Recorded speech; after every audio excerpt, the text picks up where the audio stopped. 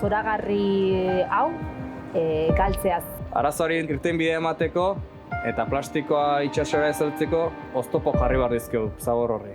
Ves el problema y piensas que en algún momento hay que empezar a actuar. Itsasoa eta malurra maite dudalako eta arriskuan daude, kezkaturik nago. Gehien bat pasioa, itsasoagatik pasioa. Lo que he visto más recientemente me ha impactado mucho. Pues participo porque el proyecto, esto de crear una comunidad, me convence. El mar no es un vertedero de basura, es una fuente de vida y hay que cuidarlo.